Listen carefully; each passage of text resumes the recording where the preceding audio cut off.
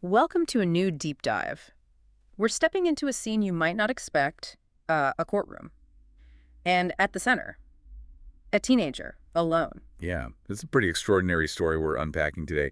Ariel Manning, 17 years old, facing obstruction charges. But she didn't just, show up. She built this incredibly meticulous defense. So meticulous it got the charges dismissed and, maybe more surprisingly, turned the spotlight right back onto the police officer involved. Exactly. So we're digging into a detailed account of this case. We want to pull out the key moments, figure out how. How does someone with absolutely zero legal training build such a compelling case? Right, what were the steps, the strategies? We'll trace it from the incident itself Through this intense preparation phase, nobody really saw coming. and then right into the courtroom to see how it all played out. It's quite a journey. Okay, let's really set that scene. Picture walking into this courtroom. You know the vibe, maybe a bit stuffy, quiet hum.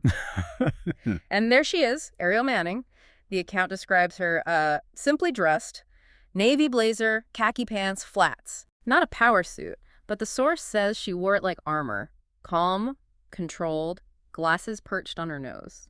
And she sits down, alone, 17, representing herself.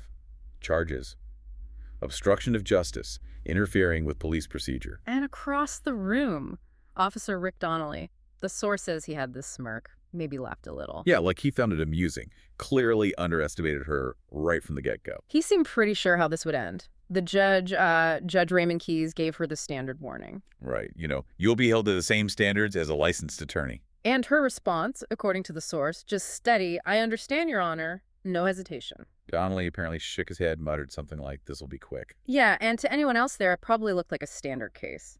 A kid versus the system. They had no clue what she'd been doing for the past 4 weeks. So let's rewind. How did this all start? It was a hot Tuesday afternoon in Phoenix, near Roosevelt High. Yeah, South 13th Avenue and West Adams Street, just after school. The source details this commotion. A student, D'Angelo Ruiz, arguing with a school security guard. Something about a broken locker. And apparently, it was mostly the guard doing the yelling, not D'Angelo. That's when Officer Donnelly rolls up. Phoenix PD.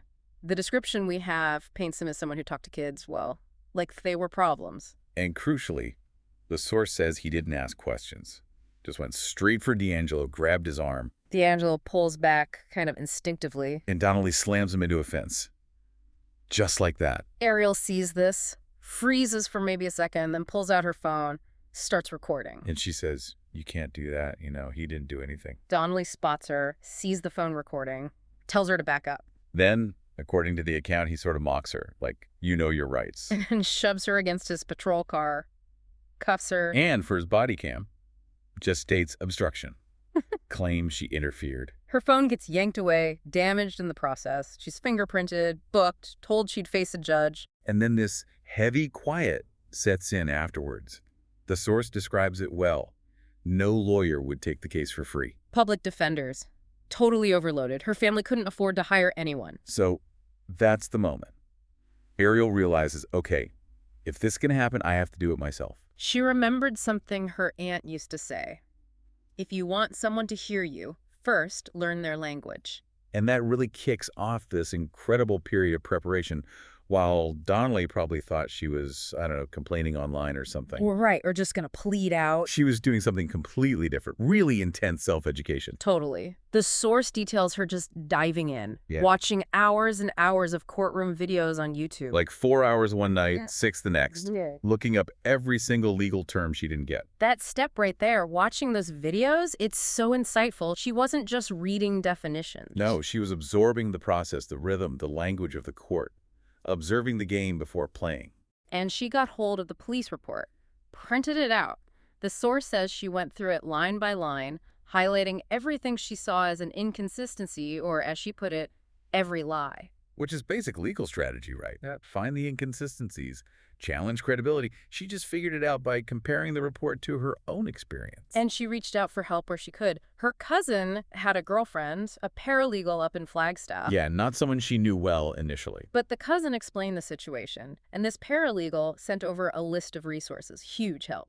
PDFs of legal codes, public case records, video tutorials on court stuff. It's a great reminder, Look within your network, even the extended parts. You never know where useful knowledge or resources might be hiding. And she didn't just read this stuff. She memorized laws about obstruction. She learned what judges expect from people representing themselves. She even looked up cases where other young people had won against the odds, finding inspiration, I guess. And then the practice. Practicing her opening statement in the mirror, recording herself on a borrowed tablet, working on posture, tone. Yeah, the source notes, her goal wasn't to sound angry, even though she No. must have been furious. Right. She wanted to sound measured, controlled. Because, and this is a direct quote, she felt sounding measured scared them more than sounding emotional. That's some serious insight into courtroom psychology right there. Control signals confidence. It flips the script. Totally. And then she gets this piece of advice from a legal aid hotline. Jeanette, the person she spoke to. He called under a fake name at first, apparently. Nervous. But Jeanette told her, don't try to sound smart. Try to sound certain. Ariel wrote that down, stuck it on her binder. That is gold. Certainty. It speaks volumes more than fancy words you might misuse. It builds credibility. And the binder itself. The source describes it like it was her main weapon. 3 inches thick. Packed with notes, color-coded even. Yellow for key terms, blue for contradictions, red specifically for Donnelly's inconsistencies. Statutes, case summaries. That color coding. It's such a practical tip for anyone organizing complex info under pressure. Quick visual recall. Essential for something like cross-examination. And she watched her own arrest video, the one from her phone, over 30 times. 30 times. Breaking it down frame by frame. Noting exact timestamps. Yeah, when Donnelly grabbed D'Angelo exactly when she spoke, showing her hands were visible, proving she didn't advance on the officer. That level of analysis is just astounding. Yeah. Especially with no formal training. It shows the power of documentation, even a shaky phone video, if you scrutinize it enough. She could counter subjective claims with objective facts. All this was happening while her mom was understandably terrified, begging her to take a deal. Saying things like, we can't afford to gamble, they got the badge, they got the judge. But Ariel's response, according to the source, was just so grounded. She said, I'm not trying to win, ma'am. I'm trying to show them I don't scare easy. Wow.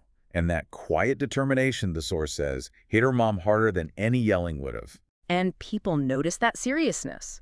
Her history teacher, Mr. Kirkwood, saw her working, lent her a laptop, eventually agreed to be a character witness. The school janitor, Mr. LaRue, lent her a legal dictionary. Her cousin's girlfriend kept sending tips, like on cross-examination strategy. It shows that when you commit that hard, people see it. Resources sometimes appear from unexpected places. So while Donnelly was likely still thinking easy win, Ariel walked back into that courtroom armed with weeks of intense, focused preparation. Which brings us right to the trial. And the atmosphere, it had changed. She had supporters there now. Yeah, teachers D'Angelo and his mom. Even that reporter from the Arizona Daily Sun had shown up. The prosecutor's opening statement is described as pretty dull, just framing Ariel as disruptive. Donnelly's still there, still smirking. Then it's Ariel's turn. She walks up holding her notes, but apparently doesn't really read them. Looks right at the court. Says, Your Honor, ladies and gentlemen of the court, I'm not a lawyer. I won't pretend I am. Direct, honest. But I do know what I saw, and more importantly, I know what I lived. Then finishes with, I'll let the facts speak for me. Simple, powerful. The judge seemed taken aback, maybe impressed by her directness. Then the witnesses started. Donnelly first. He gives his version, arrives, has to restrain D'Angelo. Ariel starts shouting, interfering, being aggressive. Ariel listens, takes notes, then starts her cross-examination.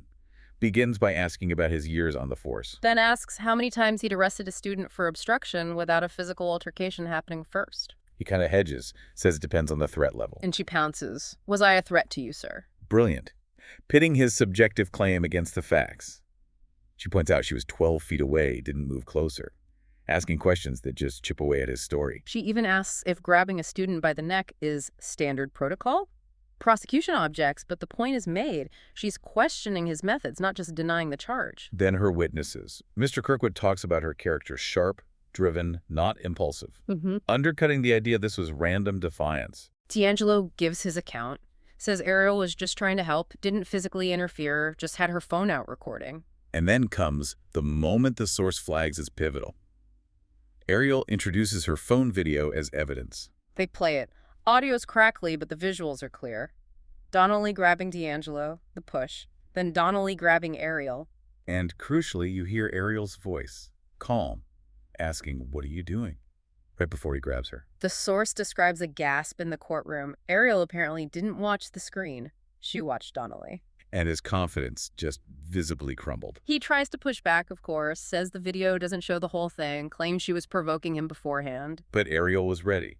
She objects, says his claim is subjective opinion, not a factual correction about the video. And the judge sustains her objection. Then she brings up his own police report, where he wrote, "She approached aggressively yelling." Holds up a screenshot from the video, plus her own timestamp analysis showing she hadn't moved.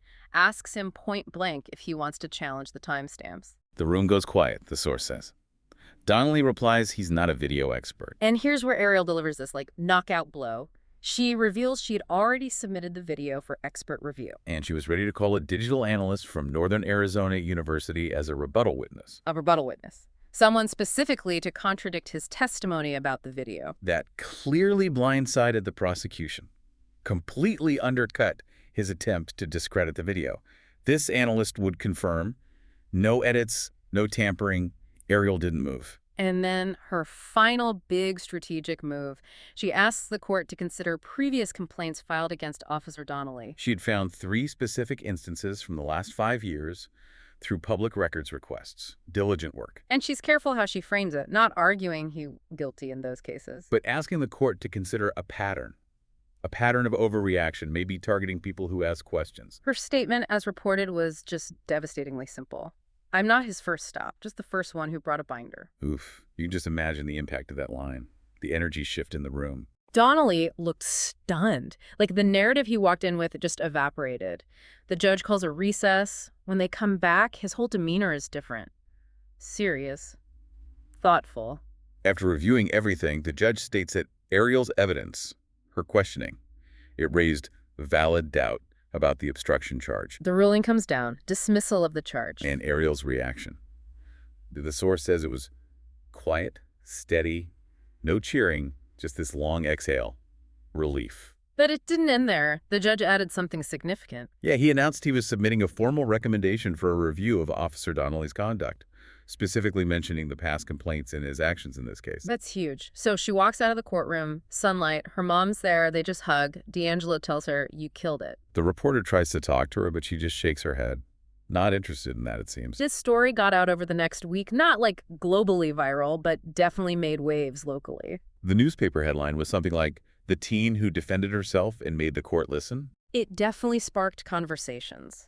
Think pieces online, questions raised at the school board about police presence on campus. And people started reaching out to Ariel directly, offering college resources, scholarships for mock trial, mentorships from lawyers. But her focus seemed to stay on the official record, that phone video. It became part of the official complaint against Donnelly. Which led to him being placed on administrative leave. Internal Affairs opened a formal review. Now, the source does note there were mixed reactions. Some defended the officer, others lauded Ariel. It wasn't simple. But something tangible did shift at her school, Roosevelt High. Students started asking questions differently, maybe feeling a bit more empowered. And Mr. Kirkwood, the history teacher, helped get her name submitted for a summer law program at ASU. When he asked her why she wanted to pursue law, her answer really summed it up. She said, according to the source, "It wasn't just about me. It was about making sure the next kid like me doesn't have to choose between being quiet or being in cuffs." Wow. That's powerful motivation. The final image the source leaves us with is Ariel at her kitchen table, writing on a blank page. "They thought I came to defend myself, but I came to expose the truth." It felt like for the first time, her future was hers to choose. An incredible story. The core message is just crystal clear, isn't it? The power of meticulous preparation, of clarity, of refusing to be intimidated. Like the source says, brilliance doesn't always wear a suit or have a fancy title. Sometimes it's a teenager with a binder full of facts. And the takeaways are so relevant. That absolute need for deep prep when the stakes are high. The power of documentation, like that phone video, when you analyze it rigorously. Finding and using all the resources available, even unlikely ones. Your community, legal aid, online tutorials. And focusing on objective facts, evidence, patterns, not just getting lost in the emotion or accepting the official story at face value. Ariel Manning's story really drives home that standing your ground effectively isn't just about knowing your rights. It's about knowing how to articulate them, how to back them up, and how to navigate the system you're up against. Her story shows impact can come from unexpected places, driven by sheer diligence and focus. It makes you think, where could you, listening right now, apply that kind of deep dive, that level of preparedness in your own life? Is there a situation where maybe you're expected to stay quiet, but you feel a need to seek out or reveal the truth? How could those tools, she used the research, the documentation, finding allies, focusing on facts and patterns, how could they apply to challenges you face, even way outside a courtroom? Something to definitely think about.